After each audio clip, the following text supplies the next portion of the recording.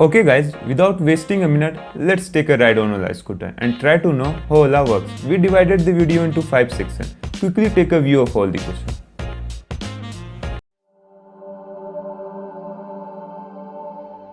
Ola Electric is a tech company using tech and advanced AI robots to make tech-able, means tech-enabled and eco-friendly electric scooter. On paper, it's an automobile company, but their role convinced me to think it as a tech company.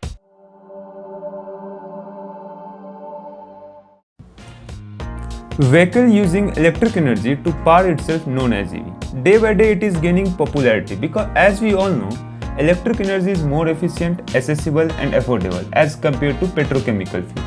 So every country want to opt EV to reduce its dependence on oil, and country like India, which is spending approx $64 billion on importing oil, take EV as a great opportunity to stop its money to move to other countries.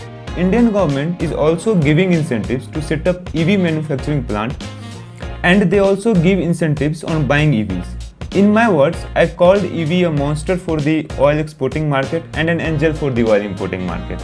Somehow, Ola brave founders and their team managed to see the beautiful face of EV and take a quick decision to be one of the runner-up in shaping the Indian market. They are so smart, they start with scooters because they know Indians are the ones who use two-wheelers more than anyone else in the world. Now the question comes in your mind, why doesn't they start making bikes? I think the reason may be the advantage of scooty. It is used for multitasking, and also it is expensive to make electric bikes. Bikes are generally much heavier than scooty, so bikes uses much electricity in long run. And these reasons are against their goal to make eco-friendly and affordable product. Let's move to the third question.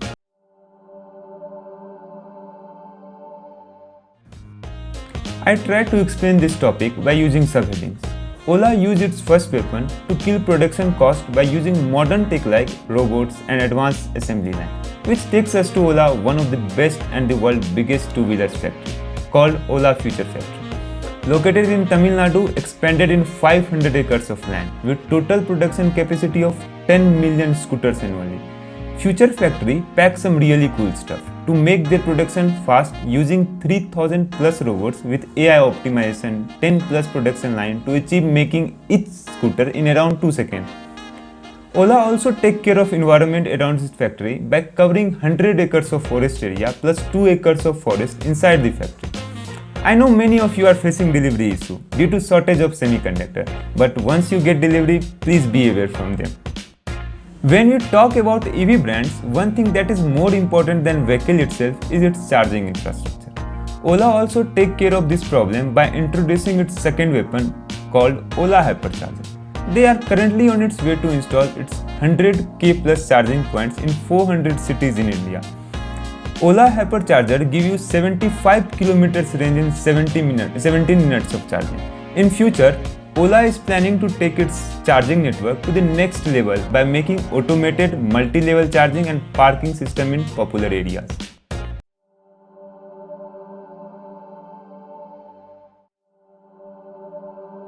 I like to tell you, EV is one of the fastest growing sector in the world. Guess what? Other vehicle manufacturing companies also know this fact.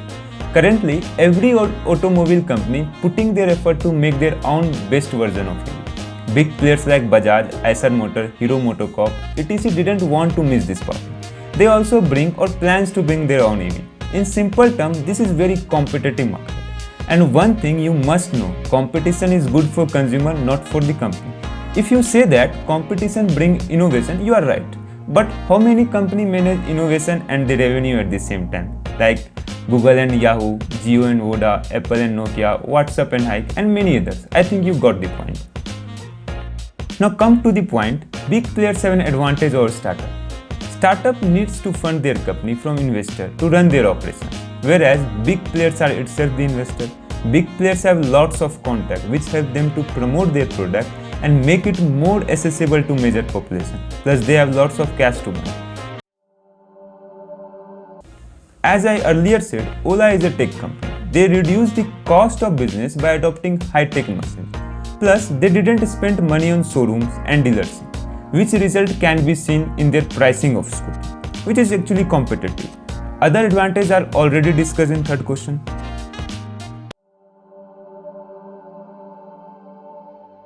We strongly feel that electric charging is the future fuel. One thing which we observe that everyone is only talking about Ola that they make EV, but what they are trying to make is a robot in a form of scooty. Now the scooty can talk, remotely on off, pick up calls and many more. So it's a time to call it a smart scooty. Ola has a technology background, so they are definitely going to use the data of scooty to make it much better in upcoming futures. And trying to make scooty to think quickly and wisely by using AI and machine learning. Who knows, in future they also try to capture the bike EV market. For now, they don't want to fight with competitors like Eicher Motors and Bajaj Honda at the same time, because no, they already have enough competition. If everything goes well soon, we are going to see some semi-autonomous two-wheelers in future, but this definitely takes few years. For now, if they are successful in making hypercharging network and value for money product, then they can definitely take a big chunk of EV market. Hope Ola make a milestone in competitive EV market. In the end of the day, EV is just another advanced, more effective form of current ordinary petrochemical fuel power vehicles. In near future, we can use electricity in another mode of transportation like cargo, ship and yachts. Even we can use completely different type of fuel, that is hydrogen, to power some incredible engines like aeroplanes to make it eco-friendly mode of transportation. Lastly, I think Ola or any other company has to run a campaign #NoEV, in which they can teach people some common applications of EV motor. Like in smartphone market, at least most of the people know what is RAM, processor, etc. Same as if everyone know EV, then they can take decision wisely. Indian EV market is no like a baby. If we all want it to grow well, we have to guide it sincerely. Let's understand it with an example.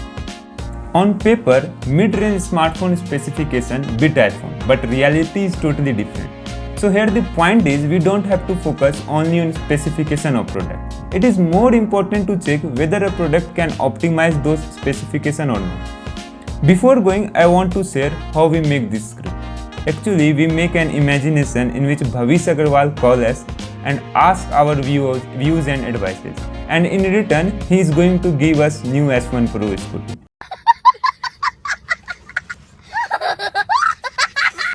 For getting a scooty, we put our whole day in creating a script. Meet you in next video. Think innovative. See you soon.